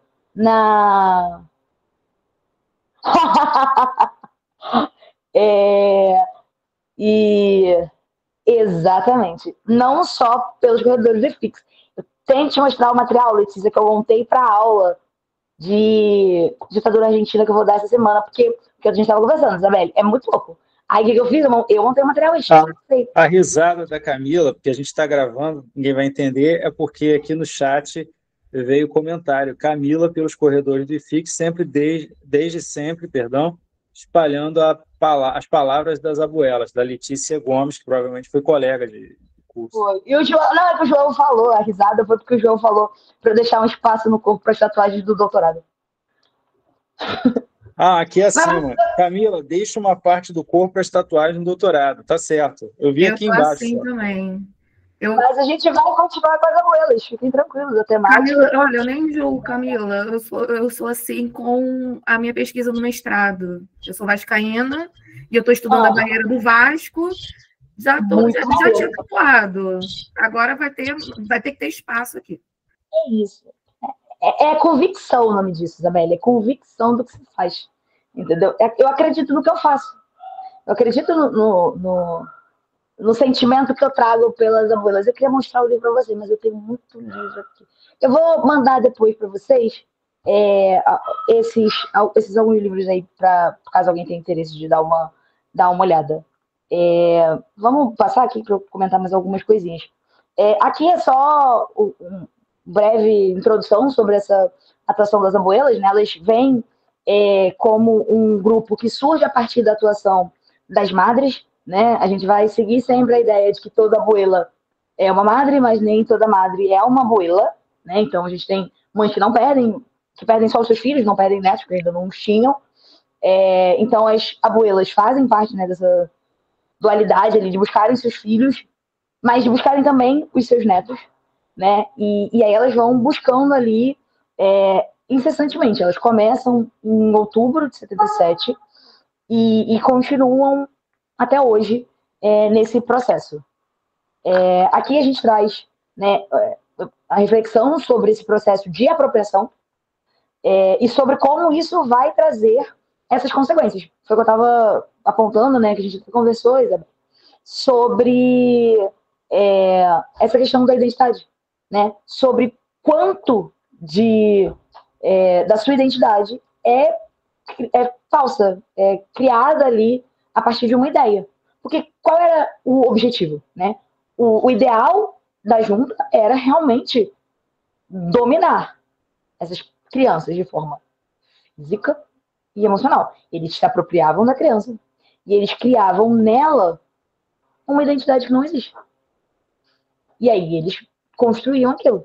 Eles colocavam essas crianças para odiarem, mesmo sem saber que eram os seus pais, o que eles representam, o que eles são, o que eles significam para a sociedade argentina, né? Então tem esse ponto aí muito, muito sensível, porque a gente vai ter alguns relatos, porque óbvio não dava para colocar tudo aqui, que são muitos anos de pesquisa, mas a gente vai ter discursos, por exemplo, de juízes que já nesse contexto democrático se colocam contra o processo de restituição. Porque eles vão falar assim, não, eles foram criados a vida inteira por essas famílias, não vamos entregar a esses subversivos. Ainda continuam nessa narrativa de que os militantes ali que estavam se colocando contra a ditadura eram subversivos, que não valiam nada, que não tinham educação, que não tinham cultura, que eram inferiores, porque eles não concordavam com a junta militar, né? Então a gente tem ali uma perspectiva que continua. Esses discursos da junta militar não deixam de existir ali em 83, né? Muito pelo contrário. A gente ainda tem essa continuidade ao longo dos anos, Então, é muito sensível isso. E aí entra num debate legal, né? A questão, o que vale mais? O direito dessa família de buscar a verdade ou o direito dessa pessoa sobre querer ou não saber disso? Será que eu gostaria de saber que os meus pais, que me criaram a vida inteira, na verdade, colaboraram com a morte dos meus verdadeiros pais? Então, é algo que a gente precisa analisar com um cuidado muito, muito sensível, né? E aí, assim, óbvio que não é uma temática que seria tão fácil de levar para a sala de aula, então eu não trouxe para cá. Mas como a gente está conversando aqui sobre o tema, é uma reflexão que a gente tem, né? Assim, como é que você recebe essa notícia? Porque muitos vão procurar. Se você tem ali, atende alguns, né, requisitos, assim. Você nasceu ali entre o período da ditadura, né? Se você tem dúvida sobre a sua identidade, você pode ir até o BNDG, né, que é o Banco Nacional de Dados Genéticos. Você vai colher o material genético, eles vão analisar e procurar nessas abuelas, porque eles têm as amostras de todas elas, porque a ideia é o quê? Que mesmo após a sua morte, caso o seu neto te procure, ele te encontre, mesmo que só a sua história, né? Então ainda tem essa questão aí que é super sensível. Mas tem também aqueles que não querem saber. E aí entra nesse debate, né? Que aí entra em questões legais, em questões éticas, nesse sentimento, o que pesa mais, né? Então, é por isso que eu carrego muito essa ideia de que a Argentina ainda tem muitas marcas dessa ditadura, né? Que essa democracia ainda tem muito a analisar, sabe? Porque a gente continua com essas marcas, a gente continua com essas violências sendo cometidas todos os dias. Porque essas pessoas ainda estão ali, nesse embate, nessa dúvida eterna sobre quem você é, né? Sobre quem verdadeiramente você é. Porque constrói uma mentira sobre a sua vida. E aí a gente trabalha com essa postura de restituição, né? Sobre essa ideia da restituição ser um direito fundamental para os apropriados, para as famílias, porque essa ausência, ela machuca, ela modifica, ela constrói uma camada a mais dentro dessa sociedade, né? Porque a gente tem essa expansão, porque aí é o núcleo familiar ali, mas é todo mundo que você conhece ao redor. São os teus familiares, os seus tios, os seus primos, os amigos da família. Todo mundo, de alguma forma, vai ser afetado por isso. E quando você é colocado ali naquela família, a mentira também vai se espalhando, né? A gente tem uma atuação de médicos, de enfermeiros, de juízes, de advogados, de responsáveis por cartório, que vão trabalhar para construir essa atuação, para criar essa documentação falsa. Porque é original, porque eles criaram ali dentro da estrutura legal do Estado argentino. Só que é uma mentira. Então, é uma atuação que não é só militar, é uma atuação civil também. São esses civis que vão ser coniventes, e mais do que coniventes, que vão atuar nesse processo de estruturação desse plano sistemático, né? Então, é uma atuação que se expande, e quanto mais você analisa, mais a gente vai percebendo o quanto isso é complexo, né? E como isso permanece dentro da Argentina. Aqui a gente tem a questão do DNA, né, de como eles vão usar essa questão para provar, porque é aquilo. Seu filho, sua filha está muito desaparecido político. Como é que você vai provar que aquela criança é seu neto? Né? Então elas vão criar o chamado índice de abuelidade, que é um teste de DNA, que você vai analisar e comparar o DNA da criança com o da avó. Né? E assim, a gente está falando de década de 70. Os exames de DNA entre pai e filho ainda eram uma novidade naquela época, que dirá para uma avó, né?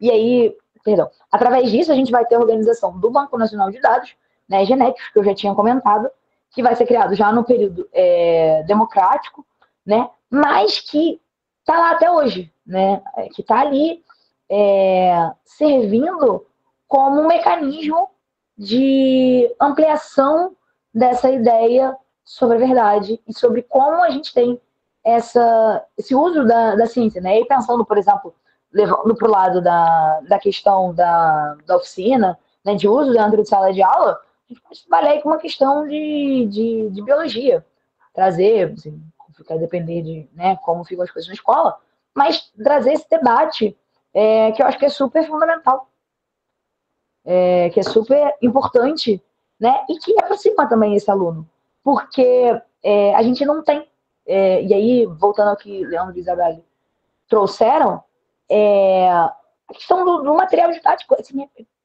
tão pouco, a gente quase não fala, a gente quase não vê, fala-se muito pouco, né? Se você... E aí, assim, eu tô com, por exemplo, um livro aqui que tem, ó, é um livro do Cláudio Vicentino, de História Geral do Brasil. Esse livro tem 832 páginas. Eu achei, porque eu estava olhando esses dias, né? Porque a Letícia comentou, e aí eu falei, eu montei um material extra para os meus alunos. Inclusive ficou bem legal, se vocês quiserem, depois eu mostro para vocês. Isabel, você que está ali com aula de história, eu não sei quantos aqui trabalham com história especificamente, eu achei um parágrafo que menciona a ditadura argentina, em 800 páginas. Aí eu tenho um outro, que também é do Vicentino, mas é só focado em história geral. Então, né, você tem mais um parágrafo, que é bem próximo, inclusive, ao que está na versão de História Geral do Brasil. Então, a gente tem esse tema muito esquecido, né? É algo que, assim, é super importante, que é fundamental para a gente trabalhar, que a gente pode fazer várias comparações e aproximações e diferenças com a história brasileira, né? A gente tem aí a questão, por exemplo, da Comissão Nacional da Verdade, né? Que na Argentina é instituída 2 semanas depois do processo de redemocratização, né? A gente vai ter o relatório do Nunca Mais, a gente vai ter depois, muito por pressão das abuelas, essa questão do julgamento do próprio Videla e de vários outros militares pelo plano sistemático de apropriação dessas crianças. Então, assim, a gente tem uma atuação muito forte, fala-se muito sobre isso. E aí o modo como você enfrenta o seu passado ditatorial diz muito sobre qual é a democracia que você quer vivenciar. E qual sociedade que você quer conviver, né? Com que modo de pensar você tem. Não à toa, a gente tem um processo de uma lei de anistia ampla, geral e restrita aqui no Brasil. A gente tem uma redemocratização que acontece a passos de tartaruga, né?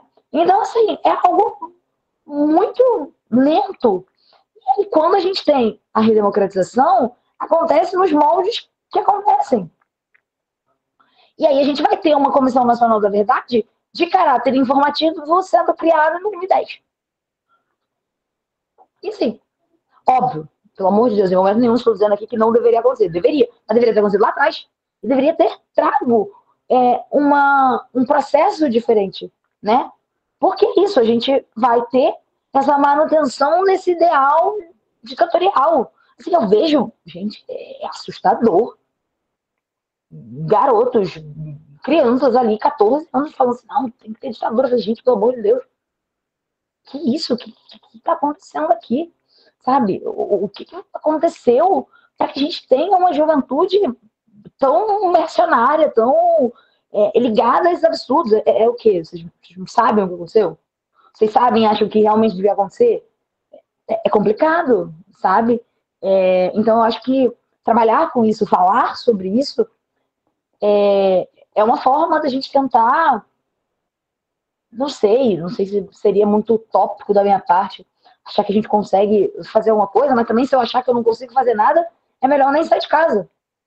Sabe? Falar assim, chega, não vou fazer nada mesmo, ficar em casa. Sabe? Trocar de profissão.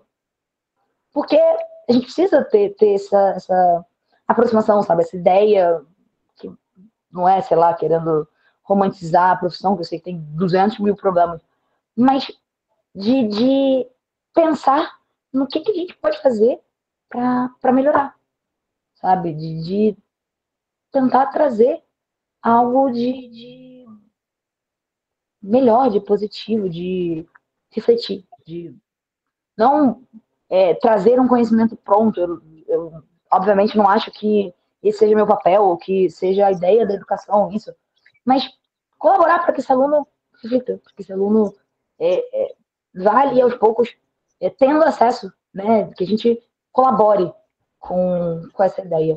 Oi, Alessandra. Alessandra, isso. A Alessandra levantou a mão. Oi. Camila, eu queria saber um pouco mais sobre como funciona essa oficina, assim, na prática. Você pode me dar algum exemplo? E tem mais uma pergunta. Essa questão da prática, porque esse é um tema muito sensível, e eu queria saber como é que você faz para lidar com ele, né, estando com crianças, com adolescentes em sala. E a outra coisa é sobre os caminhos que você pretende trilhar em termos de pesquisa. As abuelas ainda estão no seu horizonte? Vamos lá. Então, eu trouxe aqui alguns exemplos. Eu vou avançar. Uns slides na frente, ela vai abordar justamente isso. Como abordar os temas sensíveis. Aqui tem algumas imagens que eu vou mandar. Tem tudo no site das abuelas, tá? Porque, como eu falei, eu sou a maior fã desse site. Tem aqui sobre essas buscas delas. Tem algumas notícias que eu acho que é importante, né, a gente mostrar ali para os alunos o uso dessas fontes. Mas aí, para poder trabalhar aqui, como trabalhar esses temas sensíveis em sala. A primeira coisa, assim, são temas difíceis. Eu sou muito sincera com o meu aluno. Eu falo, gente, olha, tem dia que a gente vai trabalhar mais tranquilo. Tem dia que a gente vai olhar, sei lá, para uma obra de arte. Aula de renascimento. É uma aula tranquila. É uma aula bonita, sabe? Tem umas coisas assim, interessantes, umas pinturas, umas obras de arte que são muito bonitas. E aí, assim, né? Tem temas que são difíceis. São temas que são complicados. São temas que doem. E isso faz parte da vida. Eu não quero que vocês saiam daqui dando gargalhada. Não é uma aula para isso. Não é uma aula. Você ai, caraca, a vida é muito legal, muito maneiro. Eba. Entendeu? Isso a gente faz, sei lá. Esses dias eles fizeram festa surpresa no meu aniversário. Foi ótimo, a gente saiu gargalhando na hora do intervalo. Entendeu? Eles me envolveram com papel, fizeram uma múmia de professora na sala. Foi divertidíssimo. Mas não é a ideia. Então eu sou muito sincera. Gente, olha, a aula de hoje não é para ser uma aula alegre para a gente pensar. É uma aula que tem uma temática mais complicada, que tem uma temática mais difícil, que é um assunto doloroso mesmo. E tá tudo bem, sabe? A gente vai ter temas que são mais legais, são temas que são mais engraçados, são temas que você vai achar incrível de estudar. Sabe? Eu dou aula do 6º ano a pré-vestibular, a ensino militar, assim. Tenho muitos estudo. As primeiras perguntas que os alunos fazem no 6º ano. Qual é o seu nome? Qual a matéria que você dá aula? Aí quando você fala que é história, quando que a gente vai ver a Segunda Guerra Mundial? Primeira Guerra Mundial? Nazismo? Primeiras perguntas. Antes do bom dia. Então, assim, tem aulas que eles já esperam. As minhas turmas esse ano de 6º ano... Mas olha, não esquece passar o próximo slide tem aquele ponto ali que você vai... Eu vou trabalhar. Sim. E aí, assim, alguns alunos meus hoje do nono foram mesmo no 6º, no 7º, no 8º e no nono. Quando eles chegaram no nono, eles, agora chegou a hora, Camila. Agora chegou. Então, assim, é ser muito sincera com eles. Trabalhar isso. Alguns temas são difíceis. Alguns temas são pesados. A partir disso, a gente vai trazer formas de trabalhar isso. Né? Óbvio, não é tudo dentro desse tema que eu consigo abordar com um aluno de 14 anos de idade. Sabe? Essa questão que eu estava falando agora, sobre esse debate ético, se o que é mais válido, né? Se é o objetivo dessas abuelas, se é a atuação ali desses jovens que estão sem saber se eles querem, se eles não querem, isso eu acho que é muito pesado de trabalhar com crianças de 14 anos, porque eu fico pensando assim, gente, eu não sei. Eu entendo o lado das abuelas, mas eu entendo o lado deles também, porque é muito difícil. Imagina, a sua vida inteira falando mentira. Tudo que você acredita, você vai buscar provar que é tudo mentira mesmo? Então, eu acho que existem, né, esses pontos que a gente não consegue. Mas aí eu trouxe algumas sugestões, tá? Primeiro, fazer uma análise de discursos. Selecionando esses discursos, selecionando trechos, trazendo um pedacinho para eles olharem. Uma justificativa. Né? Lá no início dos slides, eu trouxe um que o Videla vai falar que tudo que ele está fazendo é em nome de Deus, em nome da pátria, que é realmente aquilo. Enquanto a gente tem as abuelas falando assim, olha, o que eles fizeram foi errado, é um crime que continua acontecendo dentro da Argentina. O que eles fizeram é um processo de violência, e é uma violência que continua atrás de Marx. É uma opção. Outro tema que a gente pode trabalhar, que os alunos particularmente adoram, tá? É a questão de um cine-debate. Fazer um filme, porque eles adoram, tá? E aí, quando você traz filme, vem muita coisa. Porque, primeiro, eu sempre converso com eles, né? Tudo eu faço acordos com eles. Acho que é importante. Por exemplo, eles conseguem comer na sala, eles acham isso incrível. A coisa mais maravilhosa do mundo, eles estão comendo uma pipoca, um biscoito, um salgado. Aí eles comem na sala, a gente vê, aí a gente vai conversando. Não um filme no sentido de puro entretenimento, sabe? Mas um filme no sentido de debater aquilo. Aí eu trouxe 2 sugestões, que é o Argentina 1985, que é espetacular. Assim, que filme incrível. Inclusive, eu já até conversei com a minha coordenadora da escola, que eu pego as turmas de nono ano. Falei, olha, então, já se vai um filme. Ele está dentro da classificação etária para a turma, tá? Não é um filme que não possa ser assistido. E para trabalhar esse tema. E aí, assim, nesse ponto, eu estava até conversando isso com uma amiga outro dia. Como eu falei lá no início, né? Eu estou na coordenação da cadeira de História na escola. E aí eu monto as emendas. E aí, obviamente, eu trouxe essa temática para a prova deles, que eles realizarão agora, final de outubro. E aí eles vão trabalhar, e aí eles vão pensar, vai ter milhares de alunos no Brasil escrevendo sobre as abuelas. E aí a gente pode trabalhar isso com o filme. E aí tem um outro filme que também é um filmaço, é mais antigo, né? Que é o História Oficial. E assim, também é incrível, assim, não tem outra palavra, ele é muito bom. Que trabalha muito essa questão, né, das verdades e das mentiras que são construídas sobre esse processo de apropriação. Sobre como essas famílias estruturam as suas verdades a partir desse processo. Aí eu trouxe uma outra ideia. Isso tudo está detalhado no PDF, tá? Eu estou falando aqui muita coisa, isso tudo está detalhado no PDF. A criação, por exemplo, de uma exposição de lugares de memória, usando a ideia do Pierre Nora, sobre lugares de memória, sobre o fato de que a gente não lembra de maneira orgânica, né? A gente precisa desses ditos lugares de memória, desses gatilhos ali para que isso ocorra e como a gente pode construir. E aí a gente pode puxar, e aí, pensando aqui no que o João trouxe, fazer outros lugares de memória sobre outros processos de violência, né? Porque só a gente olhar para o Rio de Janeiro. De outras mães, de outras dores, de outras violências cometidas pelo Estado. E a gente consegue aproximar. E aí talvez até aproxime mais esse aluno, tendo em vista que ele está ligado, né, a esses mecanismos. Eu trouxe também a questão interdisciplinar, né, que eu havia citado sobre a questão do Banco Nacional, a genética, a biologia, sobre como eles podem criar processos de divulgação sobre isso, a ideia de direito à identidade, de estruturação desse debate em sala, né, levar isso para fora das salas, de expor isso, né? Então, assim, óbvio, são possibilidades, são caminhos, nada que é fechado. Eu acho que a ideia aqui é mais que a gente converse, que a gente troque, que a gente entenda as possibilidades, né? Porque eu acho que mais do que qualquer um, você conhece a sua turma, eu conheço a minha turma, o Carlos conhece as turmas dele, então, assim, a gente entende o que funciona, né? O que pode dar certo.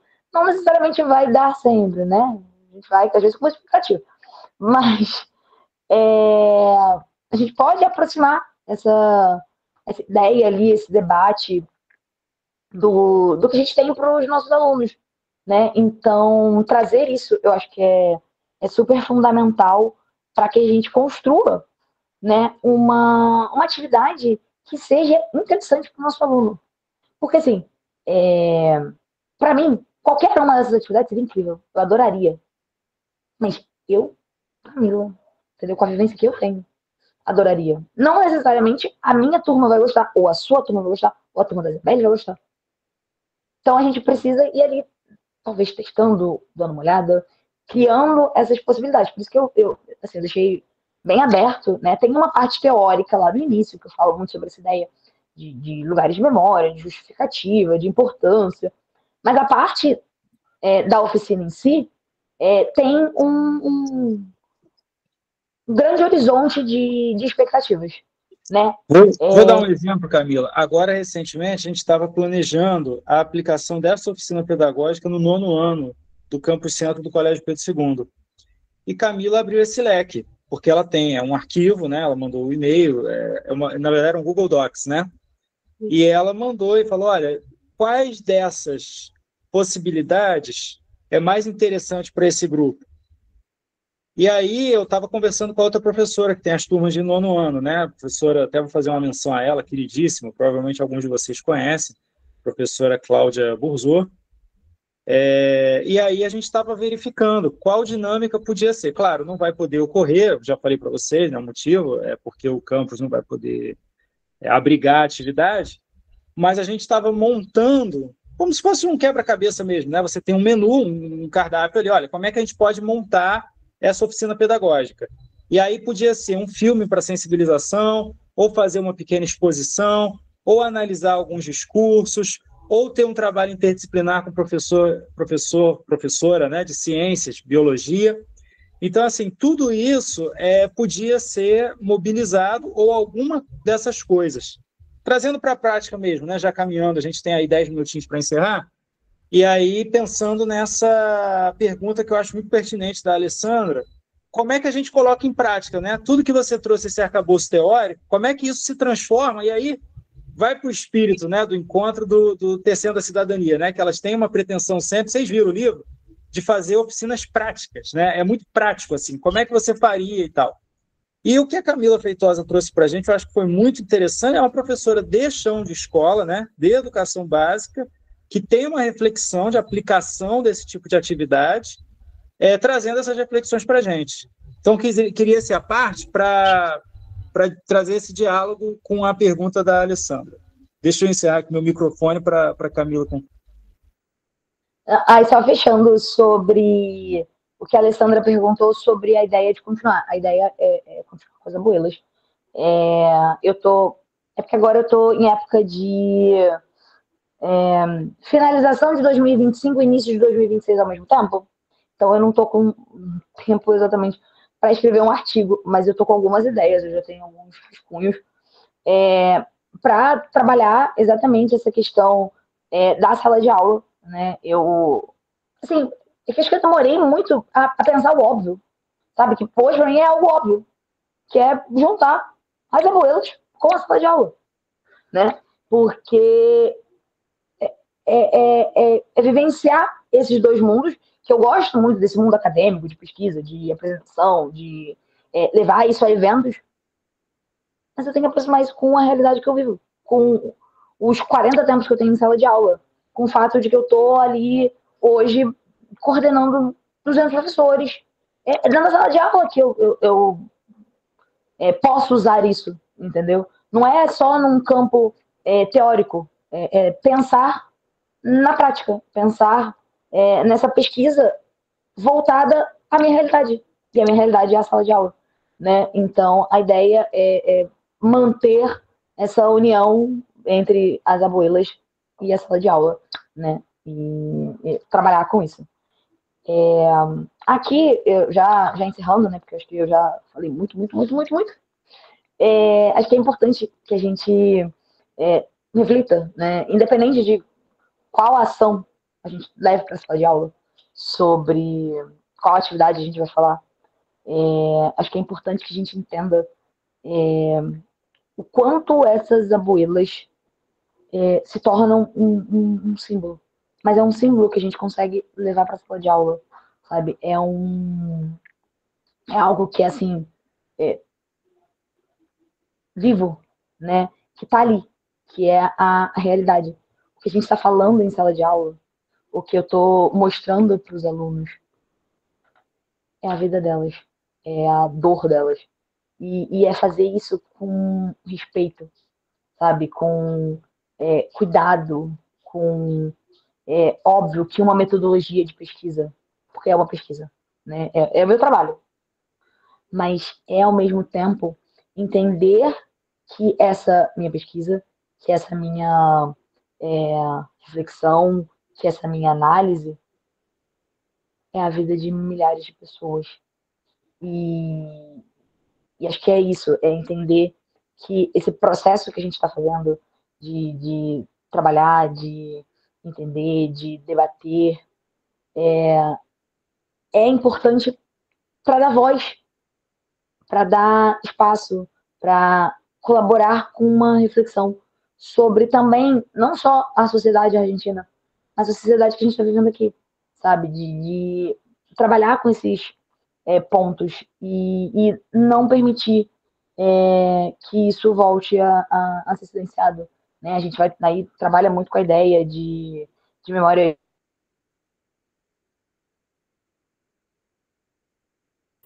Acho que ela caiu. Opa, voltou. Tá. Isso. Voltei. Foi mal, desculpa. Voltei. E aí, só para encerrar, né? É que tava faltando uma falha, uma graça, assim, pra gente voltar para os tempos que a gente ficava no Google Meet horas por dia. Sobre como a gente tem, né, essa construção ali de trabalhar, de levar isso, né, de narrar, de respeitar, de se aproximar. Óbvio que eu acho que todo mundo vai falar com a mesma paixão que eu sobre as abuelas, que são muitos anos de pesquisa. Mas eu acho que é importante que a gente trabalhe com isso, né? Que a gente reflita sobre isso. E acho que é isso, assim, eu queria agradecer o espaço, agradecer a participação de vocês, agradecer ao professor Carlos Eduardo, assim, porque eu realmente fiquei muito emocionada com a lembrança, muito emocionada com o espaço, muito emocionada com a confiança no meu trabalho. Porque é muito significativo, sabe? Muito significativo por todo o trabalho que eu tenho desenvolvido sobre elas, mas é significativo pelo quão próxima a isso eu acabei me tornando ao longo dos anos, sabe? Eu sempre falo que qualquer pessoa que converse comigo de uma maneira mais aprofundada, escuta sobre as abuelas.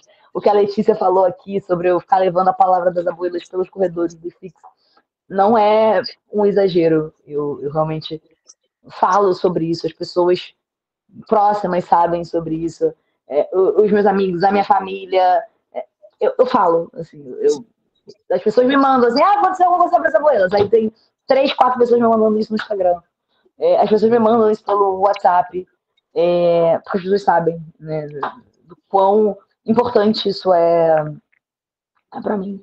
Então, Olha, assim, eu queria agradecer. Excelente, Camila, a gente que agradece. Quando eu procurei por você, não foi especificamente por conta das abuelas, mas porque eu fiquei tocado por aquela discente que estava interessada em trabalhar com a questão da memória, da verdade e da justiça, e que eu continuo achando, as minhas palavras no e-mail, olha, uma pena que você deixou o curso, porque você teria muito a contribuir. Vocês estão vendo esse trabalho, né? Eu tenho certeza que muitas pessoas aqui que ainda não tinham se detido um pouco mais nesse caso, foi interessante, mas eu queria lembrar que o trabalho que a Camila apresentou para a gente é uma reflexão também sobre formas, sobre formas, não sobre o conteúdo apenas.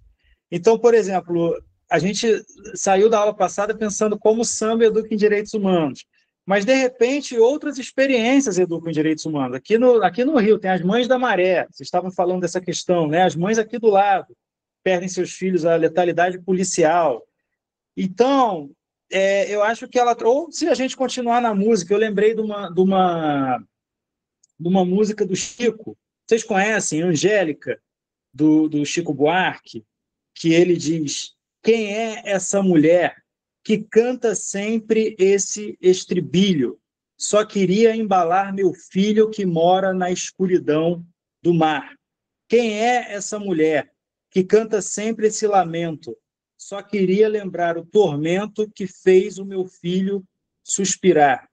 Quem é essa mulher que canta sempre o mesmo arranjo? Só queria agasalhar meu anjo e deixar seu corpo descansar. Quem é essa mulher que canta como dobra um sino? Queria cantar por meu menino, que ele já não pode mais cantar. Isso é Chico Buarque. Isso é em direitos humanos. A gente estava falando disso, da música popular brasileira. Assim como se a gente pega Vandré, que é batido na questão da música de protesto, mas se a gente vai ao Chile, tem Victor Jara. Se a gente vai a Cuba, tem Silvio Rodrigues. Se a gente vai à Argentina, tem o Piero. Então, a gente tem... eu trouxe esses livros de música porque a gente acabou o último encontro pensando muito em música. Mas você passou pela Argentina com ditadura, no Chile com ditadura do Pinochet. Então, você vai encontrar experiências de canções de protesto, experiências de movimentos sociais. A gente não pode esquecer isso. O que a Camila trouxe para a gente foi uma experiência de movimento social. Então, os movimentos sociais contra os regimes autoritários, mas até hoje, quando a gente tem muitas vezes uma democracia formal, os movimentos sociais estão aí batalhando com, olha, gente, letalidade policial. Você pega o mapa da violência, né? Então, eu acho que o que a Camila traz para a gente é uma reflexão sobre essa questão e como vocês podem mobilizar. Eu não estou falando só no trabalho final aqui da disciplina, ou na monografia da especialização, ou nas dissertações e teses que vocês possam estar escrevendo ou escreverão, se é que já não escreveram. Mas eu digo, isso pode ser uma reflexão constante no fazer de vocês como docentes, na elaboração de oficinas pedagógicas, porque a gente passa a vida. Gente, reforma trabalhista está aí, a gente vai passar décadas dando aula, né? A gente vai chegar, muitas vezes, aos 70 anos dando aula. Então, assim, quantas oficinas pedagógicas nós vamos fazer esse tempo todo? E aqui a gente teve uma grande reflexão sobre a oficina pedagógica de democracia, que era o último capítulo do livro Tecendo a Cidadania. Então, foi uma grande reflexão sobre a oficina pedagógica sobre democracia. Eu vou passar a palavra à Camila antes da gente encerrar. Prometo que a gente já está encerrando. Eu tenho reunião com o Luan, que está aqui conosco às 9h30 hoje, de orientação. Mas, Camila, a palavra é sua, e se mais alguém quiser falar, também fica à vontade para a gente tecer aí os últimos comentários finais antes de encerrar. E vamos depois fazer um print também. A Camila depois tira a tela do slide, a gente fica com a tela para a gente, faz um print de registro desse momento, que foi um momento muito potente, né? Foi um momento muito forte. Essa experiência das abuelas da Plaza de Maio realmente é muito profunda e muito impactante. Camila, a palavra é sua. Você estava falando, eu só um parênteses bem rápido, prometo, sobre essa questão de movimentos, né, de luta, e aí eu lembrei que também a gente, dentro dessa temática de ditadura argentina, e eu sempre trabalho muito com os alunos na questão do futebol, né, porque a gente sempre fala muito sobre a Copa de 70 aqui, e sobre a Copa de 78 na Argentina, né, ela vai ser usada tanto para o processo de propaganda da junta militar, quanto é também um ponto fundamental na história das madres e das abuelas, porque elas vão usar a repercussão do que está acontecendo, a quantidade de jornalistas que estão na Argentina naquele momento, para denunciar esses crimes cometidos pelos militares, né? Então, assim, é também trabalhar com essa ideia. E fora que isso aproxima muito os alunos, eles sempre adoram quando a gente fala sobre isso. Lembrei disso também porque a Isabelle falou sobre o Vasco. Você fala assim, futebol, eles querem. Oi? Você falou de futebol, Camila? Você falou de bola? Quero. Onde? Vamos. Então, assim, eu acho que é trazer para a realidade. Sensibiliza, né? Sensibiliza. Você puxa, entendeu? Democracia corintiana. Eu estava falando de democratização, fui falar de democracia corintiana. Nossa, isso. Prestando atenção, né? Fizemos jus, gente. Olha, vamos fazer o nosso registro aqui antes de encerrar. Eu vou encerrar a gravação. Quem quiser vir, ninguém é obrigado, fiquem à vontade. Deixa eu fazer aqui. Espera aí que eu não peguei Camila direito. Pronto, peguei aqui, deixa eu salvar, maravilha. Gente, agradeço vocês por ficarem até agora.